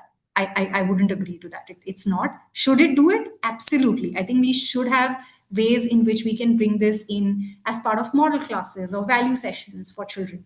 That and it's not just about India, right? If you see countries like Japan, they actually spend years teaching children how to lead a minimalistic life or a more sustainable life, and that's part of their education system. Today, it's not part of our education system in India, but ideally it should be. And I'm hoping that at some point it will become part of our education system. Yeah, thank you very much. And I have another short question. I'll just I want. I'll just add to a little. Vishwa conducts awareness programs in schools, and I was surprised to see that young kids are extremely interested in this, and they're more conscious and they're more committed. And we are open. If you know any schools in your vicinity who's interested, we come and do those workshops. Yeah, sorry, continue. Yeah. And I want to ask another short question. I want to ask you what the government and the authorities of India do for idea of minimalism in India. What's the government doing about it? Taxing luxury goods. Yeah, I think that's one big thing we're doing. I'm hoping that what I mean, the change that has come through is that India is supportive of organizations that are working in this direction, right? So smaller organizations that work, for example, in thrifting or zero waste stores, right? These are considered startups now. And especially places like, programs that you have where you can go and pitch about your startup and raise funds, for example, Shark Tank and things like that. Those are very encouraging of such organizations. Is the government per se doing something? I think the good thing that the government is doing is not to haggle and not to create difficulties for such organizations. But the support is majorly coming from individual investors and organizations that are saying, if you can do something that makes the environment better, well, we're here to support you, right? And that is shifting in India. A lot of circular economy related ideas are coming into existence. A lot of companies are thinking of innovation in that direction. A lot of young people, young entrepreneurs, social entrepreneurs are thinking in that direction, and are getting support through Viksit Bharat and whatnot to make these things happen, which is great. And I think that support definitely is coming from the government, if nothing else. Mr. Thank you Vinod, very much. like to add to that question about the policies that the government is coming out, banning single-use plastics and all. Would you like to answer that question? Sure. I think we've had a ban, especially on plastics, for a very, very long time, right? The challenge is that government does put those bans, but there is a lobbying against it. The reason why bans are not working, there are twofold reasons to it. One is this policy is on paper. Implementation hasn't been that great. And the reason implementation hasn't been great is because there's a lot of lobbying against it. There are a lot of companies that manufacture this. They will end up in losses. It's also the government's vote bank to some extent, and it is problematic, right? But I think the second fold problem is us. Very conveniently we put it on, let's say, smaller vendors. I've heard a lot of people, say that, why are the vendors giving plastic bags? My question to people is that, why are you taking that plastic bag? You also have that option of saying a no, right? If you constantly say a no, they will not give it to you, because they also know that this is pinching their pockets. Every single plastic bag is also costing them money, if nothing else. The time they buy plastic bags, they know that they will get fined if they are caught. So they are anyways, sandwiched between the government and the buyer, the consumer. So why can the consumer not make things easy for them by saying no? Right? I mean, I haven't taken a plastic bag in the last decade of my life. Everywhere I have gone, I've carried my own cloth bag. It's a tiny thing, it fits into my pocket. If I can't, if I don't have something, then I will make it a point to take things and go back and return that bag, so that it doesn't stay in my house, and I know that it will be reused or repurposed in some form. I don't even put it for recycling. I make it a point to return it. So I think it's just a matter of making that effort of saying a no to it, right? Why do we need the government to ban it? Why can we as individuals not ban it and say, I don't even need this? And when we start saying no to a straw or a plastic bag, automatically these things will reduce in production, and hence manufacturing will not happen. It can always be the other way around. Instead of saying, let the government take responsibility, we as individuals can take responsibility. Yeah. So, would you like to name yourself and ask your question? Yeah, this is Shailesh Lahoti here. First of all, thank you for a wonderful and eye-opening lecture, madam. It's really wonderful and contents are awesome. So my couple of quick questions. First is regarding, you have shown these two examples. One is clothes and one is book. So generally the book, clothes I'm not talking about, but the books generally. So we all are in the quest of, getting something in our life to reach somewhere, So in the books, basically, you buy books and by hearing someone and all, and you all are in that search of that one idea, which will change your life. Okay, so how that book means minimization of books will help that, because that is the source of knowledge or power or purpose of your life. That is one question. And second, if a person who is in middle age, say his work from 25 to 55, he has done all his responsibilities, done marriage of his daughter or son or whatever, and then he's having, a good fund. Basically, he's at a verge of financial freedom. So next 30 years, if he want to spend that income at his own will, basically. So if it will be categorized in need, want, or waste. Okay, I think the first one I can answer. The second one is a little hard because, again, it's individual context. In terms of books, I can tell you the hack that I use, right? And it's not like I don't own books. out of all the books that I buy now, in fact, I don't buy books. I basically borrow books because I know if I've borrowed, then I will finish reading it. And this is also amount of pressure that I've put on myself. If I've borrowed a book, I know I have to return it back to somebody, which means I will have to read it within, say, 2 months at max, because how long will I keep somebody else's book with me, right? So I have to give it back. Or I borrow it from a library, which again has like a subscription time, so I have to return it. Otherwise, I'll end up paying a fine for it, right? So I borrow. My old books. What I do is I basically have this store in Bangalore. I don't know about stores in Hyderabad. I'm sure there are some here as well and across India. But Bangalore has a very popular store called Blossoms in Church Street. And what I do is all the old books that I had, every time I feel like, okay, this is a stack of 7, 8 books that we've read and we don't need them anymore, I would take it there and I would get other books in return of that. And basically, if I give 3 books, they will give me one. So any which ways that 3 has become one. The next time I will go again, I'll take those, and those will keep reducing. And if I really like a book, I think the one thing that I have now picked up is that I give it off to somebody. Because if it has changed my life and it has really made an impact on me, then I have a bunch of friends who are absolutely, crazy about reading books.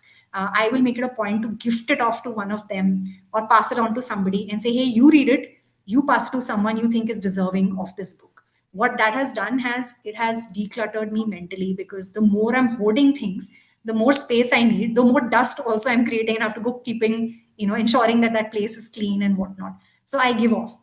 So borrowing from libraries, borrowing from friends, giving it off at places like Blossoms and getting lesser books, and then gifting it off to people, especially if it's a book that has made a difference to you. So I have very simply 2 categories. Books that I didn't really enjoy reading were all right. They all go to this bookstore from where I get more books that I found reviews of. I also buy secondhand. Blossoms is a thrift store majorly, so I have secondhand books. But online, I have found a lot of pages on Instagram that sell secondhand books. So I get from them.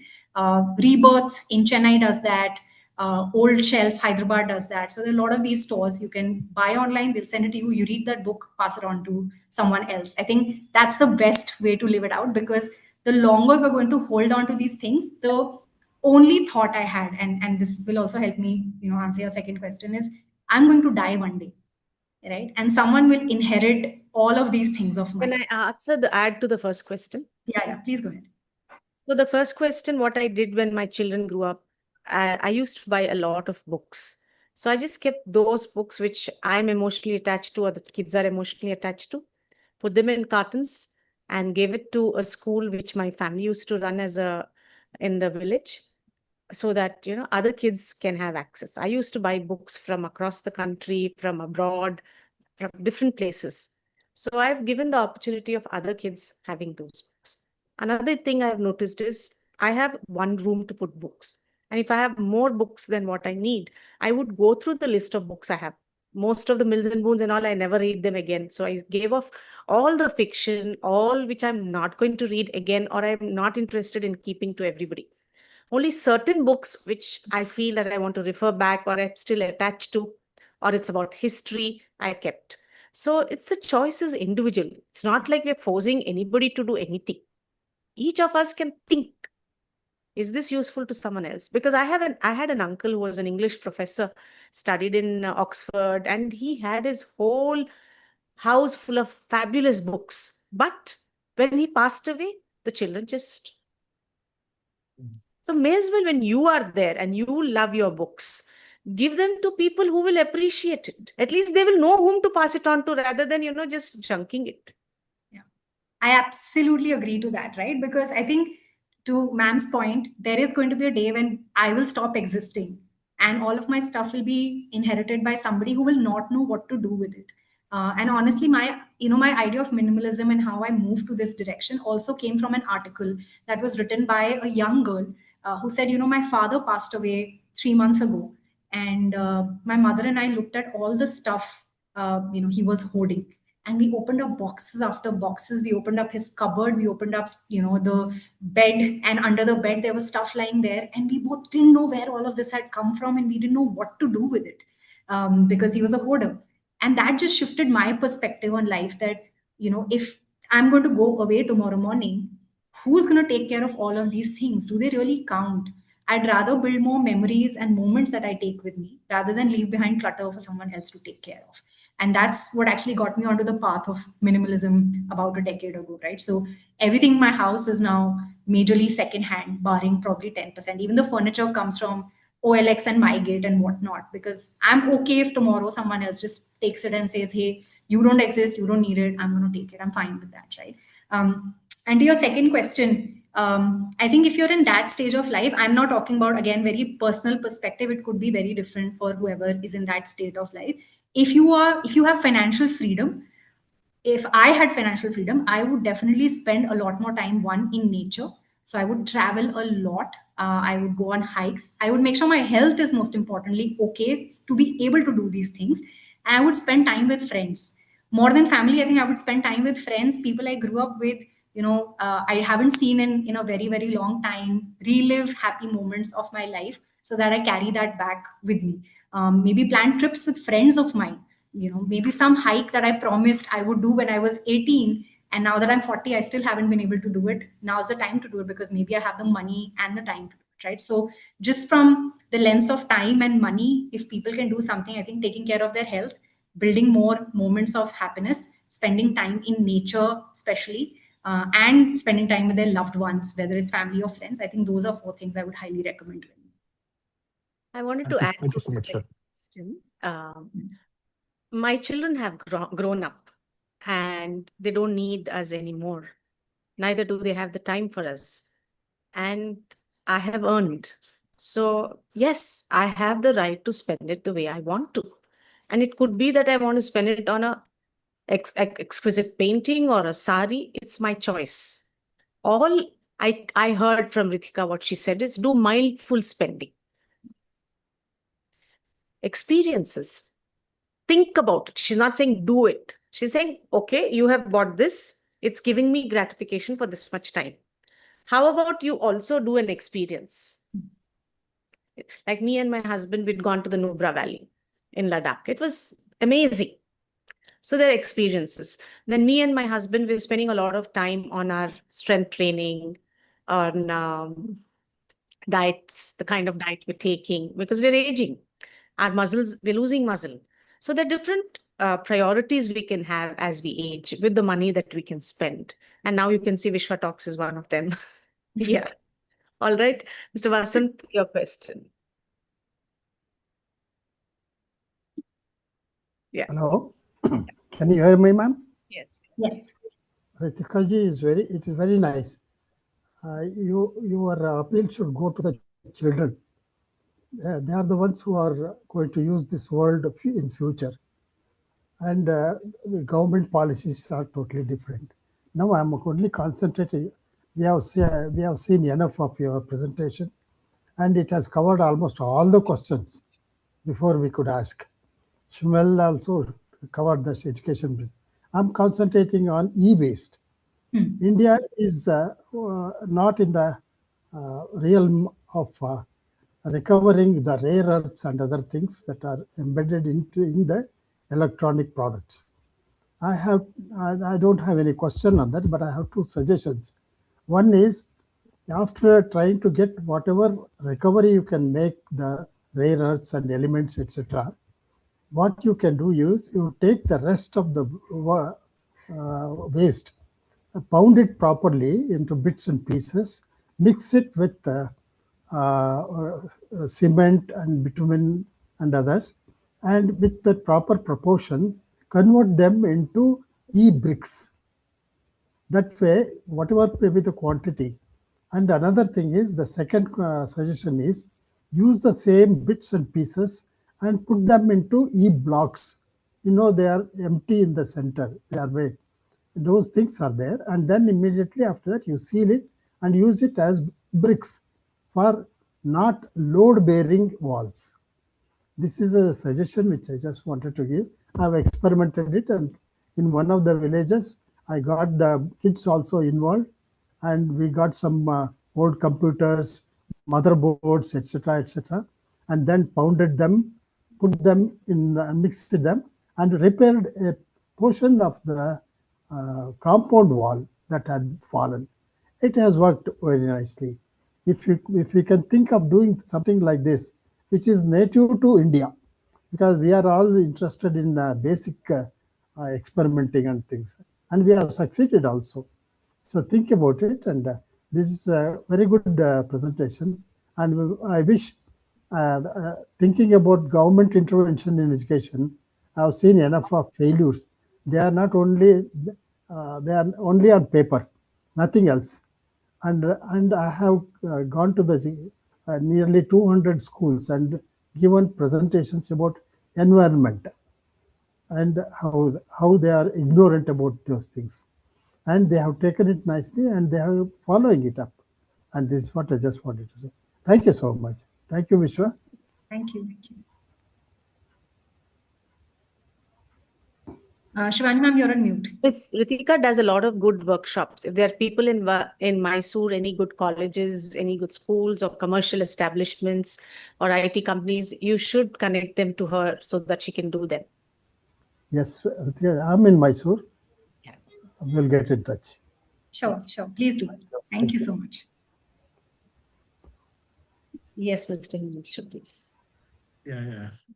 Good afternoon, Shivani, and good afternoon, Trishant. After a long time, it was really very insightful and very engaging. Particularly, it was very engaging because in most of the lectures, I don't find it engaging.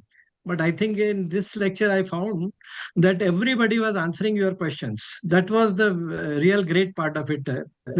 Otherwise, I found in many webinars I have attended and I have conducted number of webinars, and basically, no, only out of 50 persons, only one or two will reply actually. But yours was really engaging. So just I wanted to add something on that, and no questions on that actually. Just I wanted to add that this is minimalism is causing the climate change also. That is also the cause of the climate change. The heat wave which we are feeling during this in Europa also. That is also one of the cause of the. I have written a LinkedIn article. You can see my LinkedIn article in which I have clearly linked it to the heat wave in Europa. Began number of 1,300 or 2,000 people died because of the heat wave. That is also because of the unnecessary, irresponsible consumption. So, and this is also one of the sustainable development goals. I think you should also mention this thing in your lecture. This is the SDG number 12. Sustainable Development number 12, goal number 12 of the United Nations is responsible consumption. And whatever you are talking is also a responsible consumption. Right. I'm also writing a book on this. I think hopefully it will be published on responsible consumption in this month only. And I will give it to Shivani for so that she can propose. Basically, I'm on a mission only to for reducing the effect of the climate change should be minimized. I'm an environmental engineer, basically. I'm an environmental engineer, so I'm dealing with all types of waste. I have written a book on waste to wealth also. She knows everything about me, Shivani. So it's a very good attempt by you. And I think we should definitely collaborate. I'm mostly working in the this Delhi only, Delhi, Gurgaon, in this area, Noida. So definitely let us collaborate somewhere and let us do something. I'm doing a lot of things for NGOs and to the schools also. For on this response, my topic is also same. I'm delivering the lecture on circular economy and on responsible consumption. So in this book, actually, I am dealing 5-6 chapter. I will tell you about the water, how water we are unnecessary wasting, water, then food, then energy, then your tourism, then your digital data, then your packaging. And these are 5-6 chapters I have taken. On these chapters, I have written a very detailed note that how we are unnecessary, the carbon footprint we are increasing because of the wastage, and we are not, whatever the resources we are using, that actually should be used by our children. And we are using their resources, and we are not leaving anything for our children. So what can be the solution also? I have given that solutions also. So I request you to read that book also. And it was a really very engaging, and will definitely like to collaborate with madam also and with you also on future our. Yeah, thank you so much, Himanshu. I actually attended the circular economy webinar that you had done long back because, like Shivani ma'am mentioned, I'm an environment enthusiast, is what I would say. I lead a zero waste life. So for me, like circular economy is like the basic principle of a lot of things that I do, right? And Delhi's hometown for me. So I'll definitely look you up on LinkedIn and connect with you. Yeah, maybe there are ways in which all of us can collaborate and do something great. Yeah. Sir, Very nice. It was very. I have a couple of questions. Since you all are in Delhi, is there any way of getting this into the curriculum, into the NCRT books and all the college schools? Yeah, no, definitely. We can talk to this. We can talk to the Secretary Education or to the Minister of Education, and then we can go there and make a presentation over there. I think Let us that know I will try to arrange that. Yes, we can try to arrange for that presentation if you want. in Delhi Ritika or in will also Gurgaon, get Haryana. joined. Haryana. I know more in Haryana. I actually I'm in Gurgaon, so I know a lot of people in Gurgaon and Haryana, not in Delhi. But anyway, In that Delhi also we can also, try. if you tell us whom to fix an appointment with, we'll fix, and we three probably can go and talk. Yes. I will try. I will find out who are the real people, who are the people who are dealing with this education department, who is the Secretary Education or the Minister of Education. And And they then are very easily accessible. They are very easily accessible. It's not that difficult to get the point. yes, that is Yeah. one thing. Another thing is, what are the policies that are actually come out in the recent past, and what do you think of them? One policy I will tell you about the recent municipal solid waste rules. I think that everybody should be aware of 2026. It has recently come up, and it is basically actually aiming on the circular economy only. First of all, there are instead of two bin system, which I think I told you earlier in my lecture, it was two bin system. Now it has become a four bin system. So that two extra bins, I think we should try to make the people aware of this four bin system also. The third bin is of the sanitary napkin and diapers and all that thing, and fourth bin is of the hazardous waste like batteries or pesticide bottles or phenyl bottles or like that. So four bin system is more important rather than this. Then plus they have engaged now. This is an EPR. I think I told you about the EPR also, that is extended producer responsibility. Now this EPR is applicable not only to the brand owner. Previously it was applicable to the brand owner of the plastic or e-waste who are manufacturing the plastic packaging, who are using like Parle or like Nestle or Hindustan Lever. So now it is applicable to all, even hotels, even it is applicable to the school who is generating 100 kg of waste.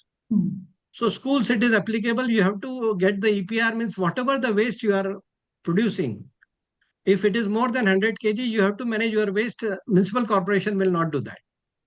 So then you have to take a credit also, like carbon credit, you have to take the EPR credits also.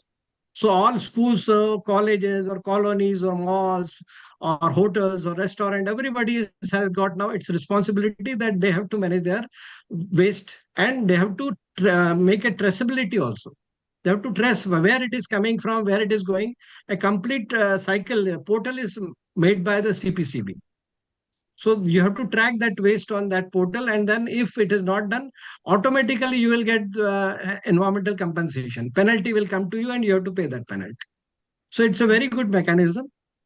So I think there are policy changes have been taking place now. Only we have to make the people aware and make it implement. And you people are doing that. Definitely, it's a good job you are doing. So we can take a lecture on this also, new rules actually, to make the people aware about for the bulk waste generator also, new rules also. Conduct a workshop, a meeting in Hyderabad. Would you like to come down and talk about the new rules? Yeah, definitely. I'll definitely. And in Delhi, you let us know who we should meet up. I will fix Yeah, I will find out and I will let you know. Because actually, NCRT does have a greening program. Dr. Chong, who heads NCRT, she is very, active about that program. The only challenge is schools haven't, again, on policy on paper, it's beautifully put together. The challenge is implementation, right? So if we can find ways of implementing that, especially in government schools, I think we will create, a critical mass of the next generation being prepared on how to take over the planet. Let's do it. Very nice. Very engaging. Thank you so much. With this, we will close the talk. Thanks you once again to Ritika. Thank you to all the participants and to all the people who have asked questions. It makes us think, it helps us share our knowledge, and yes, to make a better society. With this, Thank you so much, everyone. Thanks a ton. Thank you. Join the breakout room, Ritika.